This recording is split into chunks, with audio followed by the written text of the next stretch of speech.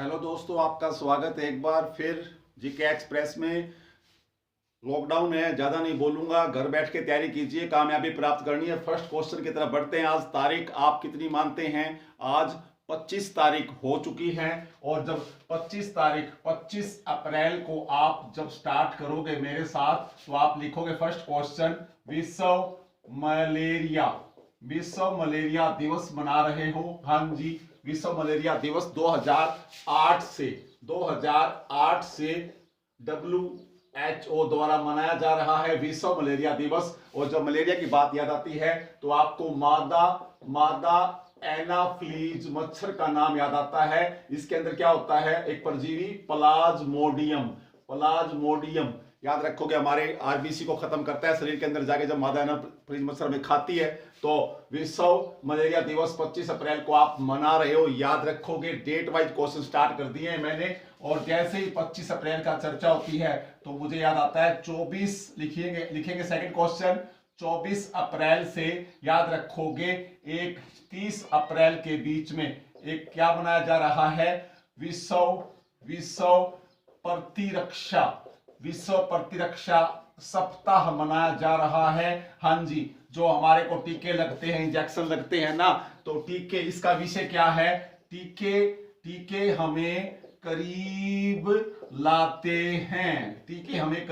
Second question याद रखोगे, विश्व प्रतिरक्षा सप्ताह मनाया जा रहा है 24 अप्रैल से 30 अप्रैल के बीच में। डेट वाइज क्वेश्चन दे रहा हूं स्टार्टिंग में। 25 अप्रैल आज मैंने स्टार्ट किया है। विश्व मलेरिया दिवस याद रखोगे, मादा एनाफ्लीज मच्छर से होता है, प्लाज्मोडियम उसके ब्लड में होता है, वो परजीवी है, हमारे ब्लड में जाता है, आरबीसी को वो खत्म करता है, खा जाता है, तो हमारे अंदर वीकनेस आती है, हमें मलेरिया होता है। याद रखोगे 2008, याद रखोगे इस क्वेश्चन को आप। ठीक है, अब जब बीमारी की बात आती है तो बीमारी से क्वेश्चन, थर्ड क्वेश्चन मैंने बनाया है, याद रखोगे। ट्रैकोमा बीमारी किस चीज की है? आंखों की है। और इससे WHO ने कौन से देश को मुक्त कर दिया है? गाम्बिया। कौन से देश को?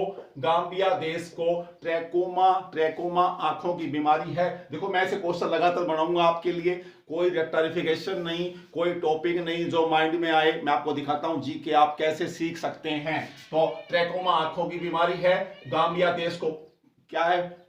ट्रैकोमा बीमारी से मुक्त घोषित कर दिया किसने? WHO ने। जब बीमारी की बात चलती है तो मुझे क्या याद आता है? टीबी। कौन सा रोग आता है? टीबी, ट्यूबरक्लोसिस, क्षय रोग, तपेदिक। और टीबी से मुक्त भारत सरकार ने कौन से राज्य घोषित कर दिया है?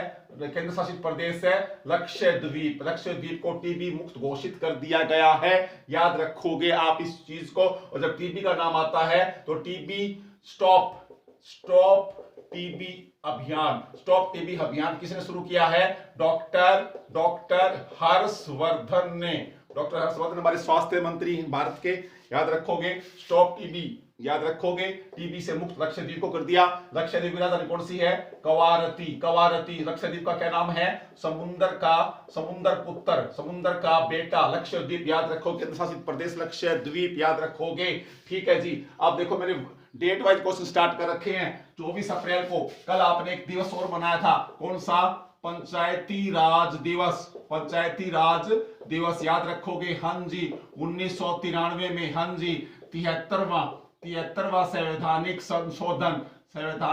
संशोधन पंचायती राज व्यवस्था की स्थापना की गई थी। तो 24 याद रखोगे अप्रैल को पंचायती राज दिवस भी मनाया गया है। 24 के बाद पहले कौन सी तारीख आती है? 23 अप्रैल को आपने क्या मनाया? 23 अप्रैल को आपने, याद रखोगे, विश्व पुस्तक कॉपीराइट दिवस मनाया है आपने। याद रखोगे, जब पुस्तक की बात याद आती है तो याद रखोगे यूनेस्को ने 2021 के लिए विश्व पुस्तक राजधानी तिबलिसी। कौन से शहर को? तबलिसी शहर है ये। तबलिसी शहर को विश्व पुस्तक राजधानी, बुक सिटी घोषित किया है यूनेस्को ने 2021 के लिए। मुझे कमेंट बॉक्स में बताइए तबलिसी कहां का शहर या राजधानी है, आपको ऐसे याद आना चाहिए। और 23 अप्रैल को आपने क्या मनाया? याद रखोगे, क्या मनाया आपने? विलियम शेक्सपियर हमारे अंग्रेजी के बहुत महान नाटककार थे विलियम शेक्सपियर, इनकी पुण्यतिथि आपने मनाई है। और विलियम शेक्सपियर का जन्म 1564 में इंग्लैंड में हुआ था, याद रखोगे अंग्रेजी भाषा। और 23 अप्रैल को आपने अंतरराष्ट्रीय भाषा दिवस, अंग्रेजी दिवस भी मनाया है, अंतरराष्ट्रीय अंग्रेजी भाषा दिवस भी मनाया है। 23 अप्रैल को विलियम शेक्सपियर की पुण्यतिथि मनाई है। इनका जन्म मैंने 1564 में बता दिया है आपको। और इसके अलावा पुस्तक की बात आती है तो यूनेस्को ने तबिलिसी शहर को विश्व पुस्तक राजधानी घोषित कर दिया 2021 के लिए। और जब विलियम शेक्सपियर की बात याद आती है तो आप क्या लिखोगे? हैमलेट। क्या लिखा आपने? हैमलेट। और कौन सा लिखूं? ओथेलो। और कौन सा लिखूं? The merchant of Venice. ये सारे के सारे प्रसिद्ध नाटक हैं। अंग्रेजी के महान साहित्यकार विलियम शेक्सपियर बहुत अच्छे थे, पढ़ियो आप इनको कभी भैया। तो आप देखो डेट वाइज आपको ये नॉलेज होनी चाहिए, सीधी सी बात ये है, ठीक है ना। और जब 23 अप्रैल को ही आपने क्या है? अंतरराष्ट्रीय स्पेनिश यूएनओ की भाषाएं, यूएनओ में कितनी भाषाएं हैं? आधिकारिक 6 भाषाएं, इसमें स्पेनिश भाषा भी है, याद रखो इसमें अंग्रेजी भाषा भी है। तो अंतरराष्ट्रीय स्पेनिश भाषा दिवस मनाया गया था, ये भी 23 अप्रैल को ही मनाया गया है। और 20 अप्रैल को अंतरराष्ट्रीय यूएनओ चीनी भाषा दिवस, चीन की भाषा दिवस भी मनाया गया। यूएनओ की 6 भाषाओं में चीनी भी शामिल है। तो कुछ इस तरह से आपको क्वेश्चन आने चाहिए दोस्तों। आपसे निवेदन है, प्लीज आपसे निवेदन, आप ऐसे पढ़ेंगे। अब आगे चलता हूं मैं, अब आगे चलते हैं। जैसे मैंने बीमारियां उठाई हैं, WHO उठाया है, तो WHO का कौन है महासचिव? WHO का महासचिव कौन है? डॉक्टर टेड्रोस WHO के महासचिव हैं, याद रखोगे। जिनेवा स्विट्जरलैंड में इनका मुख्यालय है, याद रखोगे। कौन से देश में? स्विट्जरलैंड में। स्विट्जरलैंड में क्यों लिखा? यहीं पर एक शहर है लुसाने। कौन सा शहर है? लुसाने। और यहां पर क्या है? FIDE, फिडे लिखा आ जाए तो शतरंज का, याद रखोगे, खेल, चेस जिसको आप बोलते हैं, 64 जिसमें खाने होते हैं, शतरंज का जन्म भारत में हुआ था। यहीं से लेटेस्ट क्वेश्चन आ रहा है। लुसाने में इसका मुख्यालय है, फिडे का, शतरंज खेल का। और भारत का, याद रखोगे, 68वां क्या बन गया है? ग्रांड मास्टर बन गया है। उसका नाम क्या है?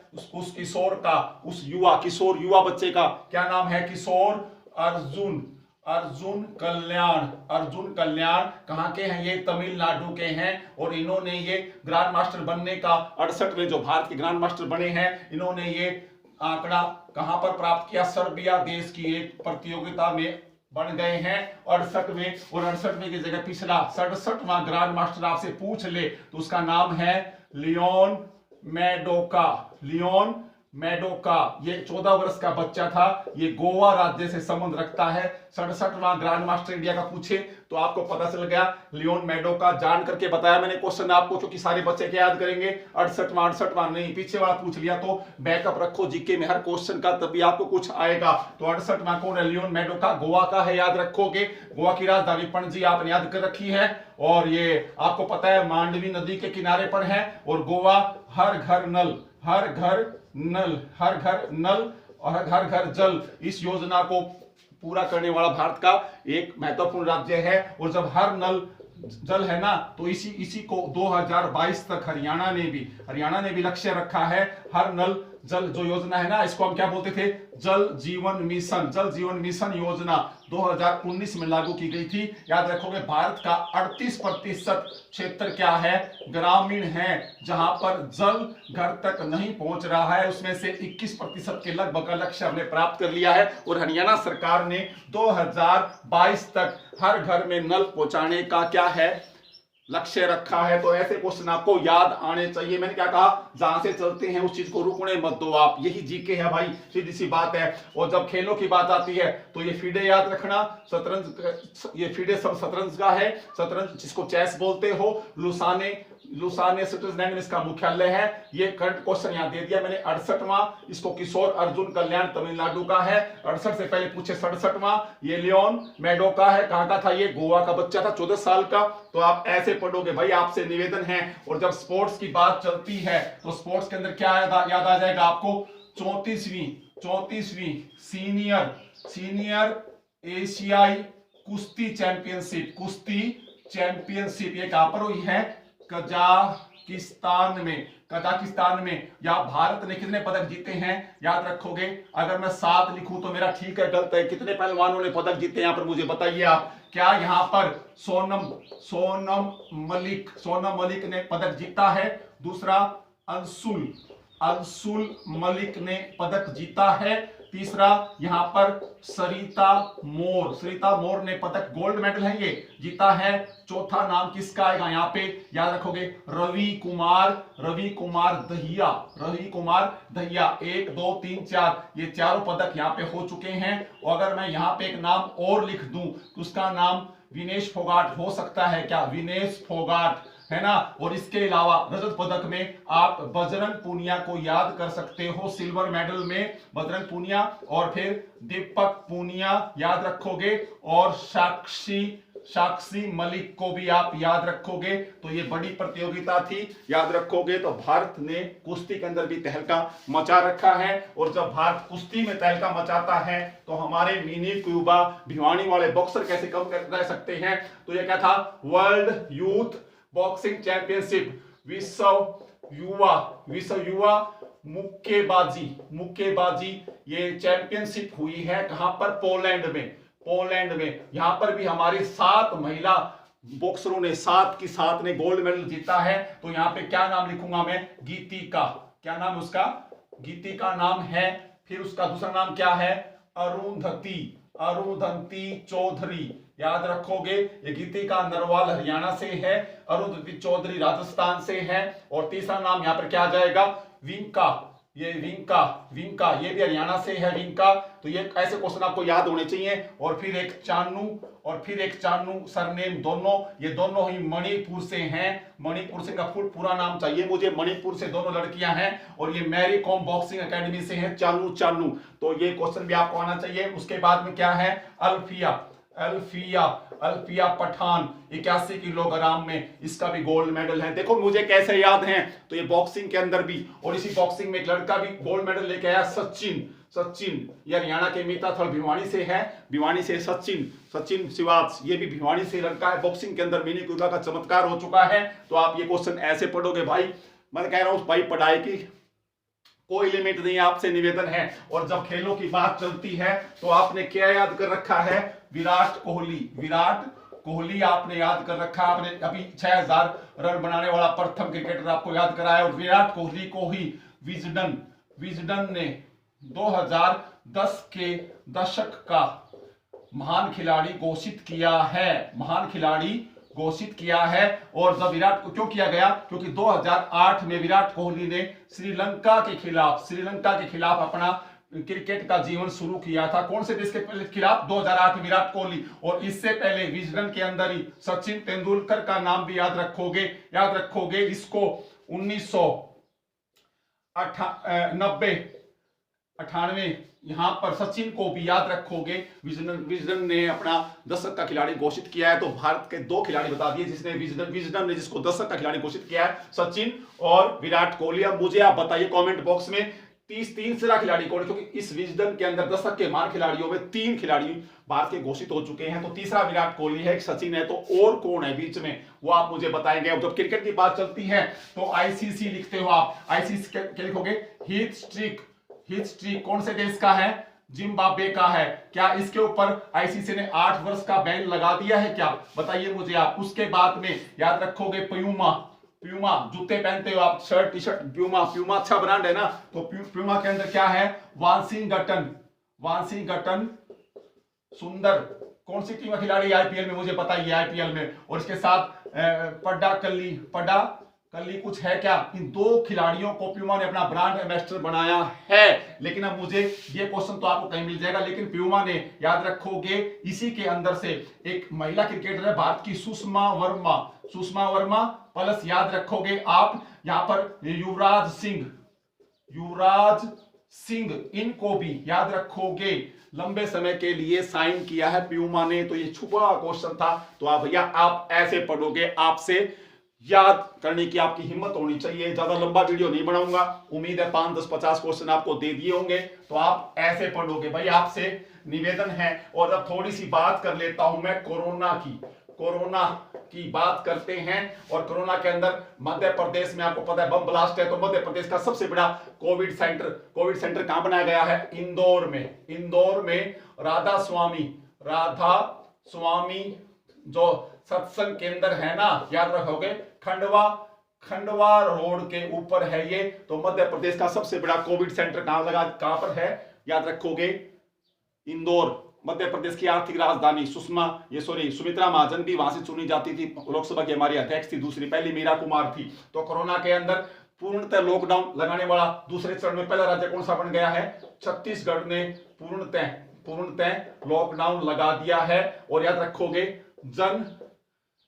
जन सुरक्षा ये पखवाड़ा घोषित किसने किया है? राजस्थान राज्य ने, याद रखोगे। तो ऐसे होनी चाहिए। और इसी तरह से हरियाणा ने, याद रखोगे, कोविड GNN.com पोर्टल, ये पोर्टल स्थापित कर दिया है, Covid GNN.com portal. Gurugram Haryana ने, याद रखोगे। और जब हरियाणा की बात याद आती है तो हरियाणा में आपको क्वेश्चन क्या देना चाहिए? 200 एकड़ जमीन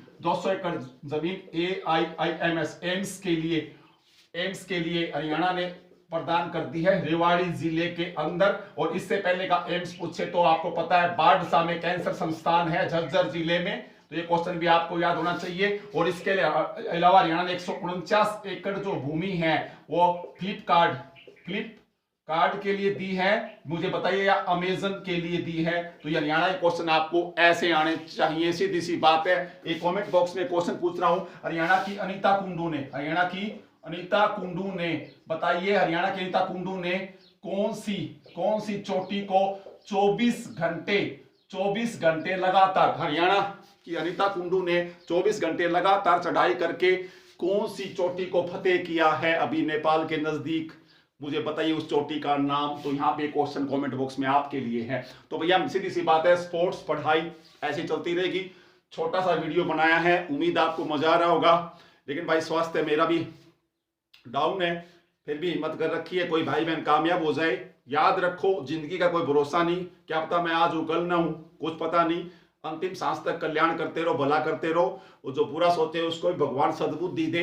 तो ये छोटी सी वीडियो थी, पसंद आए तो इसको लाइक कीजिए, आगे शेयर कीजिए। कल फिर मिलता हूं, क्योंकि लंबी वीडियो गाँव में हूँ भाई, अब लोड होगी नहीं। कल मिलता हूं फिर एक नए टॉपिक के साथ। जय हिंद।